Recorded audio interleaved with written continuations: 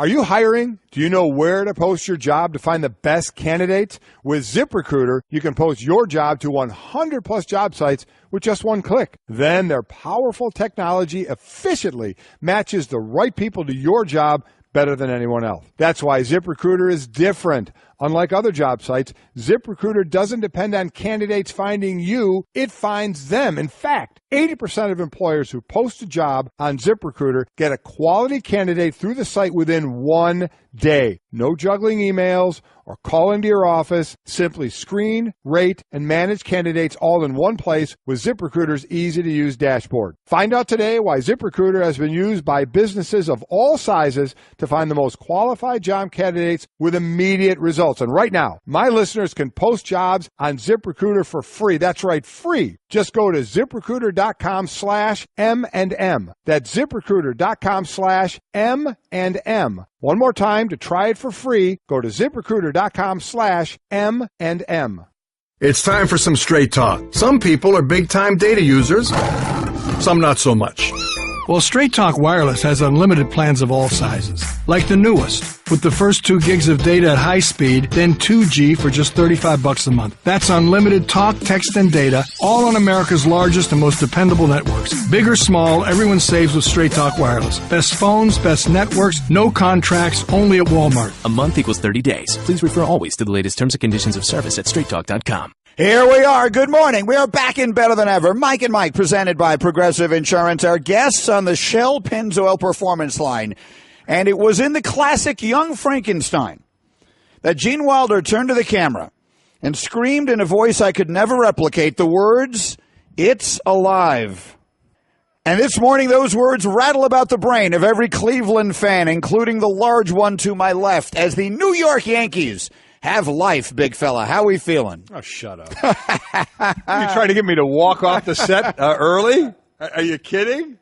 Though every time I do it's unfair trickery on my part because I know how much you love the movie. I was just going to say how much you love the drop. It is both sides because I hear that drop. I think about the movie and Young Frankenstein. For anybody who has not seen it, is a movie you want to see with Gene Wilder. It's just fantastic. But yeah, they are alive. Kudos to them. Whatever. It just, you know what? They just built themselves up to have my boy Corey Kluber mow them down tonight. Hopefully, he has a better outing than last time. It's tomorrow, but tomorrow.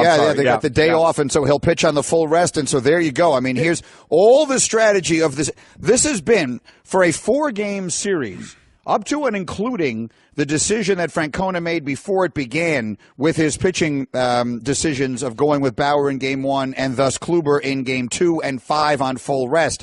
It has had about as much drama and as many twists and turns as you can possibly have, highlighted, of course, by the crazy Game 2 on Friday night and all the Girardi stuff. And I have a million things from him and from others talking about him to get to this hour as well. Name me one Yankee fan, and tell the truth. I don't want you lying about this.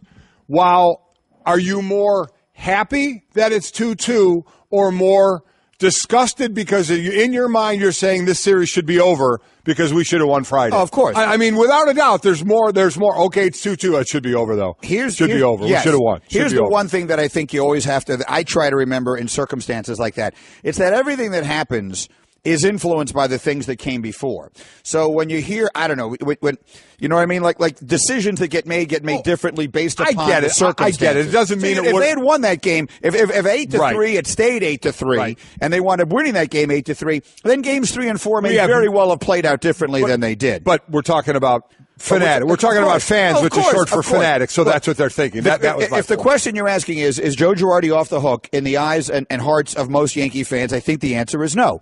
If they pick him up one more time and they win tomorrow night, the answer becomes yes. Yes. Because then ultimately it's no harm, no foul. Exactly I mean, you can say that the pitching would be but whatever. Right. Because the Astros are done now on their side of the bracket and they'll be able to rest and wait, and the Yankees would have to go to a Game 5, which in your mind maybe you would think they otherwise wouldn't have. But generally speaking, if they get through this series, I think it becomes yesterday's news. If they lose in a Game 5, then they will still forever be in the series they should have won. You should have had the series. And how about on the other side? How about the Indians? What about them? How are they feeling? What about them? I'm asking you. You feeling good? They're fine. They're going back home. They got their Cy Young guy, former and will be current very soon. Yeah. Cy Younger and Corey Kluber. We're good. We're all good. All good in Cleveland. Leave it alone. It's fine.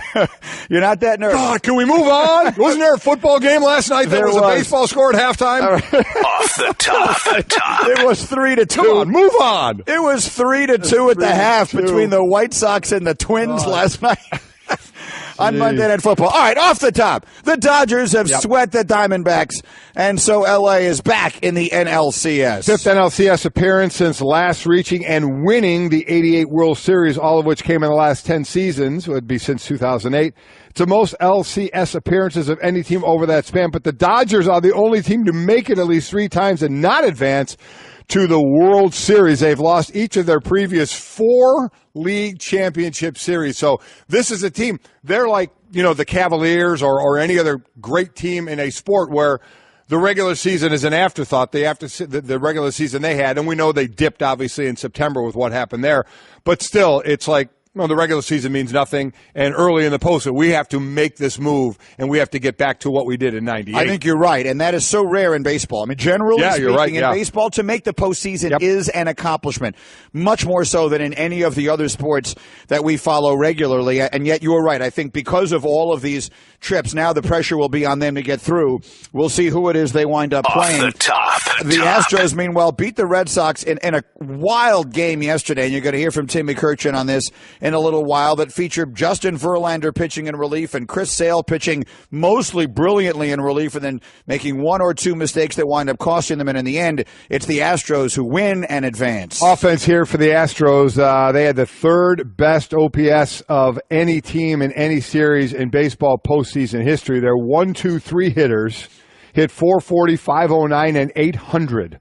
There were 7 home runs hit by players 23 or younger, most all-time in the postseason.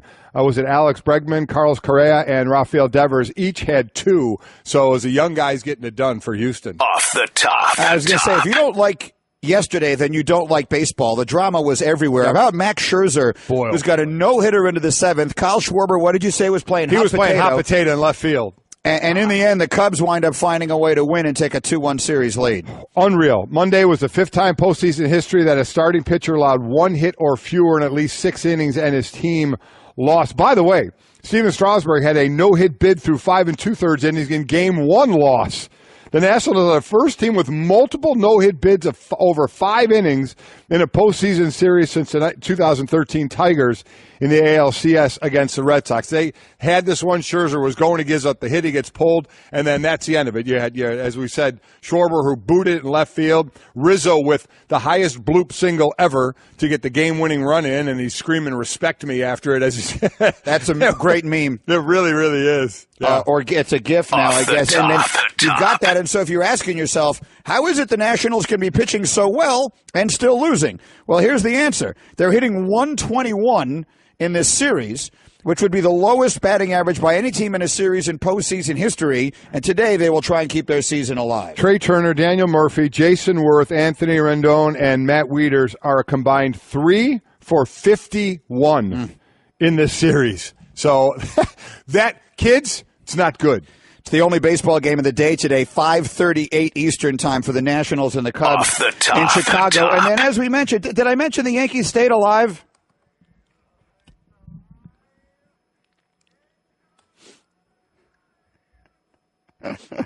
You're not speaking to me now? Do you want me to talk about this? Yeah, go ahead. Game? Talk about the game. Is that what you want? The bad thing about this is the Indians, looking to Game 5, the Indians are 1-6 all-time in winner-take-all postseason games. That's not good. You have, at least none of those are recent. Yeah. Shut up, Greeny. Like Game 7 of the World Series last year in their own ballpark. You got Sabathia and Corey Kluber throwing. So matchup between. At least Sabathia didn't pitch great the last time he was out there. He can't do it again. That's the thing. I mean, it's just going to flip-flop now. Matchups of former Cy Young winners in winner-take-all postseason games. You got Kluber and Sabathia. Last one, 2011, NLDS Halladay and Carpenter, Philly and St. Louis. Before that, in 2003, you had Roger Clemens against Pedro Martinez, and also in 2003, Barry Zito and Pedro Martinez. Any great pitching matchups or Cy Young things, Pedro Martinez is always. Yeah, the Clemens Pedro game is Game 7 of 2003. in which Clemens got shelled, and Mussina came in and pitched great, and that was the game that they left. Grady Little left Pedro in a little bit too long, and history was what history was. And then finally, that brings us to the football game last night, which, as you mentioned, had a 3-2 score at halftime. And then the second half, it became about Mitchell Trubisky and Case Keenum and a whole lot more. So let's make that off the top, and let's talk about it for a minute. Off the top with Mike and Mike, presented by Progressive Insurance. More independent agents sell Progressive Insurance than any other brand. Find an agent at Progressive.com. Now that's Progressive. Let's start with Trubisky, and then we'll work our way to the Vikings side of last night. There he was, second pick in the draft, making his debut, and Golick's impression was? I was very impressed with him. I was very impressed. His first pass on a third down was a under the center. This guy's used to taking shotgun snaps, was under the center, 5-step drop, and absolutely zipped that ball on a rope on an out route that was covered fairly well, but he threw it outside enough, and his receiver made a nice catch for a first down. That was just, I really thought that was an excellent throw. I thought the play calling was good play calling. It got him on the move enough. I think 8 of his 25 passes, he was on the move. He did a lot of that at North Carolina and finding receivers. His touchdown pass got a little lucky, tipped from one of the Vikings. We'll get into that a little bit more. But I liked that they were doing a lot of the stretch runs that would set up these boots, these on-the-move passes a little bit. But overall, I think you have to be happy. Listen, 12 of 25, he was under 50%. He had a bad interception at the end of the game. He had the touchdown pass that got aided by the defender tipping the ball. But overall, he's an athletic guy. He's way more athletic than I think people might think about him. He does a nice job moving. He was taking, again, snaps from under center, something he's not used to doing. A lot of these quarterbacks coming in from college aren't used to doing it. And he played on multiple levels. I thought he did a nice job, whether it was a quick throw, a deep throw, moving, escaping, some trouble in the pocket. He was sacked, fumbled, but it came from the blind side, didn't really see it. And it was a good rush as opposed to when Bradford got sacked in the end zone. He held the ball for over 5 seconds standing in the end zone, which was just mind-boggling. Where's the clock in the head? Nowhere. And he ended up leaving the game. He is an 80-year-old man. Sam Bradford is an 80-year-old man. Nobody, barely getting touched. He left the game. He was hurting. Again, that knee is just bugging him. I don't think he's long for playing much anymore. But back to Trubisky, I like what I saw. I really did. And I think the Bears did as well. He was really good on first down, the way they set up plays for him. That's where he did most of his damage on first down. He was 6 of 9. Second and third down when he threw the ball, he was 6 of 16. Interesting thing there, though, Greeny, he was 6 of 7. He missed his last 9 on those. So he really was starting out well, and it didn't finish up as strong. He had a chance. Here's your starting rookie quarterback. Tie game, 17-17, about 2:20 to go, and he has the ball. Deep in his own territory. You're like, wow, okay. March him down, he's got a chance, and he rolled right, and he did it a couple times in a game where he rolled right and threw back across his body. I thought, don't do it. Now, this one wasn't really too much across his body. It was down the sideline a bit to Zach Miller, and Harrison Smith picked it off in Bear territory. So they were able to end up kicking a field goal with 13, 14 seconds to go and win the game 20-17. But that was the first chance for Trubisky in the 2-minute drill to try and go down and lead for the game-winning drive. I'm sure everybody was kind of expecting that. But overall, you have to be pleased with what you saw and what he did. I know I was. I think there is a ton to build on from that. John Gruden called the game. He was pleased with what he saw as well. I liked him. He showed athleticism. Obviously, he's got the arm talent. He moved the team. They were victimized, I think, by 3 or 4 bad penalties. Some I thought were very questionable. He has no receivers that can stretch it on the outside. It's just very hard to get a big play. Every first down, every possession is a grind, but 2 turnovers, 1 on a sack strip, 1 on an interception were costly. Got to clean up the pre-snap penalties, but there's a lot to build on. I'll bet there's a lot of excitement for the Bears, at least for having a good young prospect. And it's this, and John did a great job of talking about this throughout the beginning of the game. When you have a young player like that starting, you need to pick it up around him. You need to help the young guy out. And man, penalty after penalty early on, drop passes.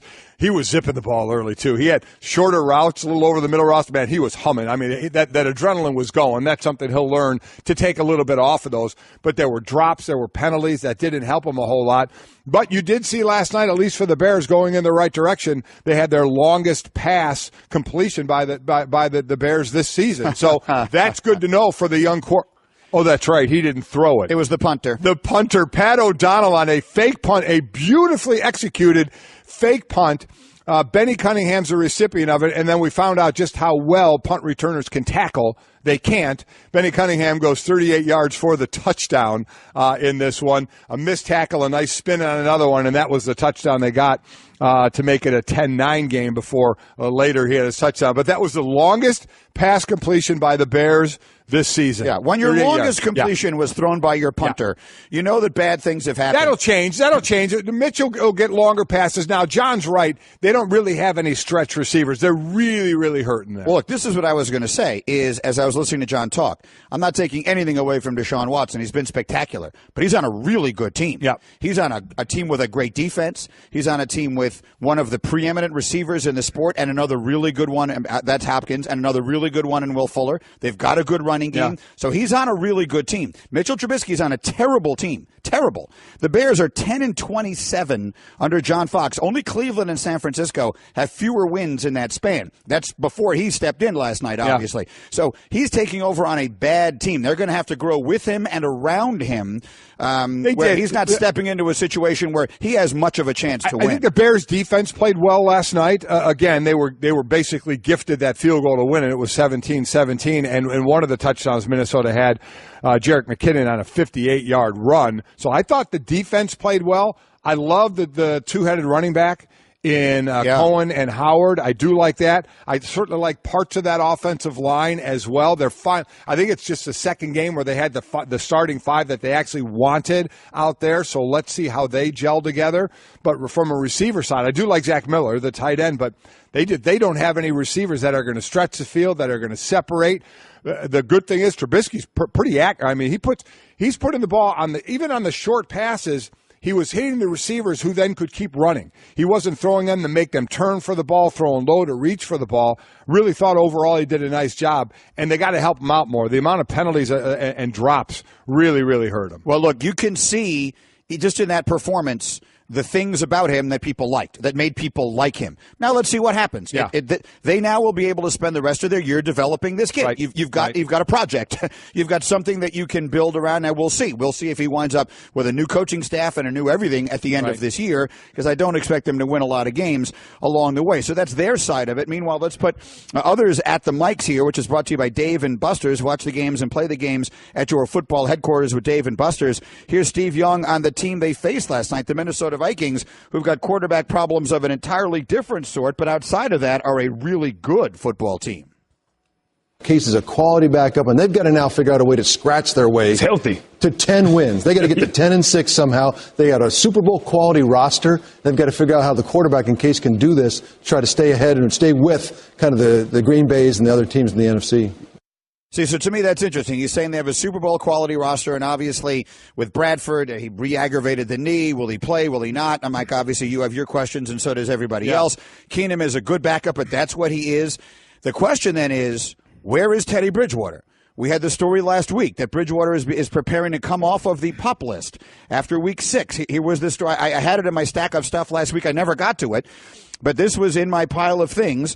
Vikings former first-round pick Teddy Bridgewater, who suffered a gruesome knee injury prior to last season, continues to make major strides in his recovery and remains on track to begin practicing next week, which is now this week. He continues to do more work on his own and is slated to come off the PUP list after week 6 when he's first eligible to do so and begin practicing with the Vikings. Now, does that mean he's going to be ready to play soon? I have no idea. Right. Obviously, we'll get a hold of someone who might have some insight into that. But is it possible that before this season is over, with a team that figures to be hanging around the playoff race, they will get Teddy Bridgewater back? It's possible. Case Keenum, though, did a nice job coming back in. I know you don't want to say we want to rely on him with the team that we have, but 17 of 21 for $140 and a touchdown. He has some really good games. Like most backups, he has some really good games. But if you don't want to, if you don't want to, the tough part is with backups is counting on them consistently through the year, because you look at this team last year and you fear, is that going to happen because of the quarterback position and losing Dalvin Cook? We thought Latavius Murray would be the man, but it was McKinnon 16 carries, Murray 12 carries, so they're splitting the duties there. Remember last year this team was 5-0. Offensive line got decimated. The offense really went down. The defense was great, but it took put way more pressure on them when the offense kept deteriorating, and the defense then started to struggle. So you don't want that to happen again, because you look at Diggs, you look at Thielen. They got Michael Floyd back off the suspension, so he's back now. That's 3. Kyle Rudolph gets a touchdown last night. So they absolutely have some weapons. Yeah. That line was revamped. We'll see. Losing Dalvin Cook definitely hurt him. The fact of one guy that can run and catch the ball, and it's a really good defense. So I'm with you. Sam Bradford, you just can't count on him. I mean, because again, it was a non-contact injury. You don't know when he's ever going to be hurt or not be able to go back out or what. I didn't even know anything happened to him. All of a sudden, he's standing on the sideline, not going back in. So, I mean, there's no way you can count on him through the year. That's correct. They've got, and you just heard it. I mean, Steve Young, they have a Super Bowl caliber roster. Can they get the quarterback play that they need? And they have there are 3 potential ways it could go. One of them is that Bradford comes back and is able to play. I agree with you. You can't count on that. 2 is Case Keenum, and I think that it's iffy. I mean, highly iffy. And I think, quite honestly, it's going to be more, too, because I know 3 would be Bridgewater. 3 would be Bridgewater. And we need to get a hold of somebody who's close to that situation who can let us know. Maybe Shefty has some insight into this, or someone, guys, see if we can find someone who's got some insight into whether they think Bridgewater is going to play for them this year or not, because that was a devastating knee injury. Hey everyone, Mike Golick here. Support for the Mike and Mike podcast comes from our friends at Rocket Mortgage by Quicken Loans. Chances are you're confident when it comes to your work, your hobbies, your life. Rocket Mortgage gives you that same level of confidence when it comes to buying a home or refinancing your existing home loan. Rocket Mortgage is simple, allowing you to fully understand all the details and be confident you're getting the right mortgage for you. To get started, go to rocketmortgage.com/Mikes. Equal housing lender, licensed in all 50 states, NMLS, consumeraccess.org number 3030. Home isn't just a place, it's a feeling that you're safe to enjoy the things that matter most. ADT lets you take that feeling with you, whether you're at home, your business, or online. We help keep you safe with security systems, home automation, alarms, and surveillance, so you can feel at home wherever you are. Go to ADT.com to get that feeling for less than $1 a day. ADT. Home. Safe home. Twitter reaction through the 1-800-Flowers.com Twitter feed. And by the way, I'll mention it is our hashtag Too Far Tuesday. So there's a lot to talk about with that, and there's bobbleheads to be given away. Yeah, we're going to give away a few more bobbleheads today. I know my wife gave away 25 on Sunday. Your wife is in the midst of giving away her 25 as well. And then we still have some on the shelves here that we need to give away. So the hashtag is Too Far Tuesday, and we'll take yours from the NFL. And if you want to make some baseball ones as well, we're comfortable with that, right? Oh, absolutely. So hashtag Too Far Tuesday. But some of the other reaction early here. Golick asked the question, if you're a Yankee fan right now, are you excited that it's 2-2, or is your mindset, this thing should have been over? Right. Joy tweets, as a diehard Yankee fan, I'm mad. This series should be over. Girardi never give a team the ammunition to use against you. Todd tweets, great question, Golick. I'm more upset that it's not over. Ryan tweets, series should be over. Indians should be done. And TJ asks the question, how nervous is Golick for the Indians now? That really is the big question. This would be, all kidding aside, we could joke around. Listen, this would be a tough loss. It would be a tough loss. I mean, certainly you're nervous when you're up 2-0 in a series and now it's 2-2. But you have your ace, and you're at home. So, I mean, I know it didn't work out well when our ace threw when the Indians ace threw. I'm willing to give you our. I know. For all the years you've made fun of me, yeah. When you love a team, when you care this much, I'm good with our. I'm good with we. I'm good with the possessive because you feel like it is a part of you and you are a part of it. I'm comfortable with that. Well, let's hope he's comfortable tomorrow night. But like I said, I mean, you have this. He's going to win the Cy Young. He's their best pitcher. Didn't go well in game 2. I get it. But, he's on the mound at home in a deciding game. You can't be, I guess you really can't be any more of the situation you're in. if you're an Indians fan, you have to have some confidence in that fact, right? I would think. Yeah. If someone had said to you before the series started, you'll be in a Game 5, winner take all, and you'll have Kluber pitching, I think you take it. I think I'd be a little bummed. I would have thought they would have ended it before that, in all honesty, especially then when you're up 2-0. I thought they would have. Yeah, certainly you'll take that situation, but I thought it would have been done. Okay, it isn't done. No. And part of the reason it isn't done is because of the way Friday night's game went. And while, again, you can never assume that everything that followed it would have gone the same way, all other things being equal, I understand why the Yankee fan is thinking the series should be over now, we should have won. And Joe Girardi knows that. And Joe Girardi was talking after the game yesterday about just how emotional these last few days in the big picture have been for him. It's as difficult as a loss as I've had in as a manager. Had some difficult losses as a player, but it's really difficult, and it's difficult because I care so much, and it's not just it's not caring about myself. It's caring about everyone else that is involved and that is wrapped up in the Yankee baseball. Whether it's the fans, the front office, the owner, the players, the trainers, the support staff, the coaches. I really care. And, we've gotten it back to 2-2, and, we got a shot now. So it's a totally different feeling than it was the other day, and these guys have picked me up. Yeah, it is. I mean, they are back to 2-2. There is new life, but that is still hanging there. I agree with what you said before. They'd have to win that to be totally behind them. And then does the narrative change? All the talk we had, when Buster was on talking, I know we're going to play that, but talking about, would he want to leave? Would they want him back? They win this series. Is that talk gone? I don't know. Let's play it. Yeah. So here was one of the reasons that we bring this up. Listen, if you're watching it, you could see that Girardi tears up in that conversation. If you're listening on the radio, there's a couple of times that he pauses. You can hear the catch in his throat. Yeah. He's a very emotional person. I remember you and I sitting there at that March of Dimes thing with him when he started thanking his wife and he started crying on the thing. So what I would say, look, if you're a Yankee fan, a diehard Yankee fan, and you want to be really mad at him for screwing up Friday night's game, I get it. Sure. I totally get it. Yes. But it should not dismiss or discount everything that he has done to get this team where it is right now. He's an excellent manager. He's also a really good guy, but that doesn't have anything to do with it. Good guy, bad guy, you screw up a game. That's your lot in life. When you're a manager, you're going to take that heat. If you're going to make a huge mistake like he did that night, forget the pitching stuff, but not the replay challenge. If you're going to make a big mistake, you're going to get criticism for it. That's the reality. Right. I totally get that, and I'm sure he does as well. But, life goes on. Either way, let's play from yesterday. So this was Buster right around this time yesterday morning with us here, and you'll hear it starting with the question. Do you think that Joe Girardi will not be back next year as their manager? I don't think that he'll be back. Boy, did he wear that, the mistake Friday night. And you mentioned he got booed. He's, of course, he was a former player with the Yankees, 10 years as a manager. It was easily the worst that I've ever seen him booed. To his credit, he absorbed all that after the game. He said, hey, that's part of it. He prepared his family for that.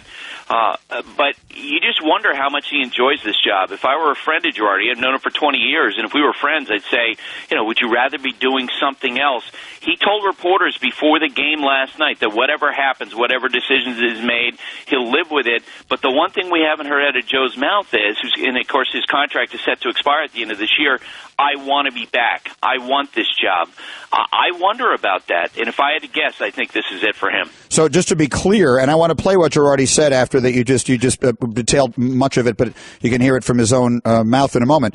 But I want to be clear. Are you saying that you believe he will not be back and that will be his decision, or he will not be back and that will be a decision made for him? I think there's as much chance that he walks away as there is that the Yankees would fire him. So let me ask you this, and I'm sorry I didn't ask Buster this. This season, the expectations, you correct me if I'm wrong, Hembo, of the Yankees were not this, right?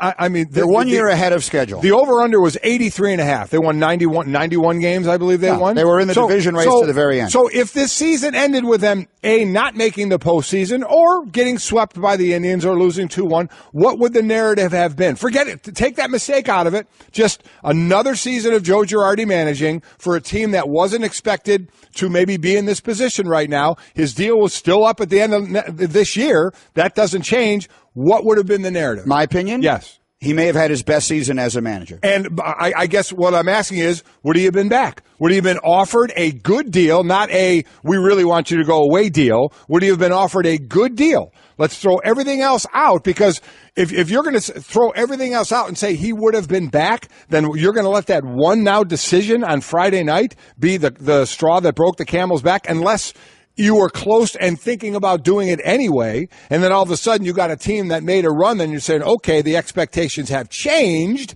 Now don't lose this series that really nobody expected the Yankees to probably win it anyway or be there. So how has it changed to now he may not be the manager, unless that was already in the minds of ownership and or Girardi if he didn't want to be back? Well, look, he doesn't have a contract for beyond this season, right. So that in and of itself tells you something. I don't know. It's a good question, and it's one that I guess they either, at the risk of saying a ridiculous thing, they either will or won't have to deal with Thursday morning, right, based upon what happens Wednesday night. We're Mike and Mike. We're rolling along. Keep in touch with us here. Hashtag 2FARTuesday with the Twitter all morning long. You'll hear from David Ross and Eduardo Perez on how the Yankees picked up their manager yesterday. Much more football still to come, and more. Hey girl, have you done something new with your scales? Using new moisturizer? Nice. It really brings out the hazel in your eyes. Oh, hold on. Are you using whitening strips too? Your fangs look good, girl. Really good. A really charming snake charmer? Surprising. What's not surprising? How much you could save by switching to Geico. Wait, what? Have you been doing Pilates too? Geico. 15 minutes could save you 15% or more. Let's do some straight talk here, and Timmy Kirkchin will be in with some more of it right off the top of the hour, coming off of a very interesting day. I said before, if you don't like yesterday, then you don't like baseball. I mean, every game had its own kind of unique twists and turns and interesting storylines, but we're in the midst of talking about Joe Girardi and his extreme. And listen, I acknowledge it, okay? I like him. I do too. We know him, and so I like him. So I'm sort of predisposed, I think, in this case, to be rooting for him. But there's a business side as well, obviously, Correct. To all of this. I just hated to see it all coming down on him. Yeah. But look, that's the reality. Like the old, so you wanted to be the manager kind of thing. I mean, be careful what you wish for. You're going to make you're going to get a lot of credit when things go well, and when you make the big mistake like you did on Friday, that's what the reaction is going to be. Anyway, yesterday, Eduardo Perez and David Ross were talking about the way his team has picked him up as a result of what happened on Friday night. I enjoyed this. Here, give a listen. There was a lot of mistakes made in that game. Yeah. It just wasn't about him, but he took the heat for it all. A lot. And in fact, that the players picked him up, and now they're back, even headed back to Cleveland for a winner-take-all is special to him, and you could see that in his emotions tonight. He took responsibility, and he credited the players for getting it back. And I know the players, they all listen, they're all watching what's going on.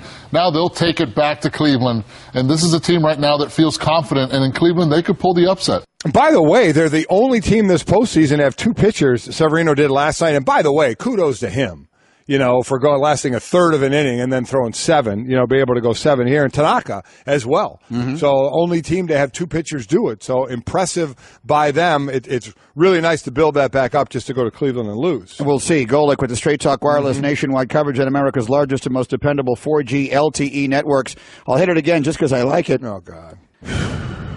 One baseball game on the schedule today. Cubs, Nats this afternoon at Wrigley Field. Cubs trying to put it away again. The Nationals right now with the lowest batting average of any team in any postseason series ever. And I don't think anyone wanted to be near Scherzer in the dugout when he got pulled. I mean, he was just like a caged animal pacing up and down. Schwarber didn't want to be anywhere seen for a while in the sixth after his, double boot of the ball. Well, the Schwarber thing is kind of like the Girardi thing. Like, they win, so it's forgotten. Yeah. If they lose that game, then it's very much not forgotten, right? It lives forever. Girardi, Joe's has hung on for a few games. They have to win another one. The Cubs getting out of that game bails out Schwarber. Correct. So that was over. It's sort of like the result of things sometimes make things forgettable. I'm not going to remember his name, but who was the Mets outfielder who made one of the great catches you've ever seen in your entire life in left field? Endy Chavez. Exactly right. Endy Chavez made one of the great catches you'll ever see in your life, and it wound up going for naught because they wound up losing that game and losing the series. That was the NLCS. Oh, my God, it's so long ago now. These things all start to run together in your head. Whatever it was, I remember we were saying the next day, if they win that game, then this is a catch that you see on highlight reels for the rest of your life. And because they lose, it is just completely forgotten. And that's the way these things go. And what a day in Chicago. The Cubs, that game, at home there, a good game taken down to the end. The unbelievably high bloop single by Rizzo, getting that win there. And then the football game, listen, it was ugly, certainly in the first half, but it was competitive scoring-wise, and the Bears had the ball with a little over 2 minutes to go to try and drive down for a game-winning field goal or any kind of points error or touchdown, and it didn't work out well for them. But I do think I would be hard-pressed to think that I'd like to hear from Chicago Bear fans today of what they thought of Trubisky, because I absolutely see arrow up with this guy. The first thing they'll teach him, rolling right, stop throwing across your body. Just stop, because you're going to lose more than win doing that. I know a guy like Favre made a living out of just gunslinging the ball, and maybe down the road he will as well, but you can't live off that early on. But, man, I like what I saw out of him early on, and I got to believe Bear fans were as well. I just got a text from JR, who works with us in Chicago and has basically since we came on the air. And he just sent us today's forecast in Chicago. 80% chance of rain by 3 o'clock. So he just sent me a note saying, I bet they don't play today. The question is, would Washington bring back Strasburg on short rest if Game 4 winds up getting pushed to tomorrow? I happen to have Timmy Kirchin sitting in our studio here, and we will ask him that question and others when he joins us off the top of the hour in a couple of minutes. Let me bounce a few other Too Far Tuesdays off of you. Mike, what do you think of this one? Because it sort of gets to the point of what we've been wondering here for the last 2 days. Tal Zuckerman tweets, Too Far Tuesday, the Giants will go win this. They will draft Sam Darnold. In 3 to 4 years, he will lead the Giants to their 5th Super Bowl title. Well, first, I'm going to hold off on the Sam Darnold thing. Let's wait and watch a little more. I'd rather insert their draft a quarterback because there's a few out there to look at. Darnold had said early on he's coming back for another year, but I don't believe anything until the end of the year where you're rated and you see what you do. And he has struggled with some reads. He throws a nice ball. The guys were talking about Allen, Rosen, Darnold, Rudolph. We got to throw Baker Mayfield absolutely in there as well, even though they're coming off a loss. And he had his kind of Heisman moment when they're down 38-31 to bring them back and tie that up. But so I'm hesitant to just keep saying Sam Darnold, but the point is still a valid one of what do they do? Do you start and now you can do both again. You can draft a guy number 1, and Eli is still there, and obviously Eli plays another year or two, but you certainly know what the future is going to hold. They drafted Davis Webb last year, right? 3rd round. Does he get a chance to be the guy at some point this year if the season gets hopelessly away? You mean just sit Eli? Sit it? No, I don't see that happening. If you're 1-9, you don't play the guy that you drafted. I don't see that happening. No, because Eli is Eli. Because Eli is Eli. I don't see them doing that. No, I personally, I do not see that. Sitting Eli to see what they have in him. I'm thinking that through. I mean, I think you're probably right, but wouldn't it make some sense to play the kid, especially with Eli? What did we decide he is, 37? 36 going to be 37? And actually someone in our note exchange yesterday brought up... As opposed to 36, going to be 39. Right, exactly. He's, unlike, scratch him off that long list of 36-year-olds who are soon to be anything else. But the legendary quarterback class of 04... Yeah. With Ben, struggling and talking about, retirement pretty much every year, and Eli, that's going to go, and Rivers, that's going to go down as one of the great quarterback drafts of all time. Yes, it is. Of all time. 2 of them are definitely going to the Hall of Fame. I think all 3 ultimately will. Get in. And we can look at back. Between them. Has there ever been a single draft that had 3 quarterbacks that wound up in the Hall of Fame? I'm going to guess the answer is no. If so, it's very few. Well, actually, what am I talking about? Marino, Elway, and Kelly are all in. Draft. Yeah, they're correct. All in. I was just going to say. So how many others are there besides that one? Either way, the point is it's one of the great quarterback drafts of all time. Mm-hmm. And again, maybe it's just a sign of our age. It doesn't feel that long ago to me. No, but these guys are all coming to the end. They've been around. Yeah, absolutely. They're getting close to the 19th hole. Yeah. All right, Timmy Kirkchin's on his way in. Answers to all your baseball questions and more. Stay with us on a Tuesday. Mike and Mike.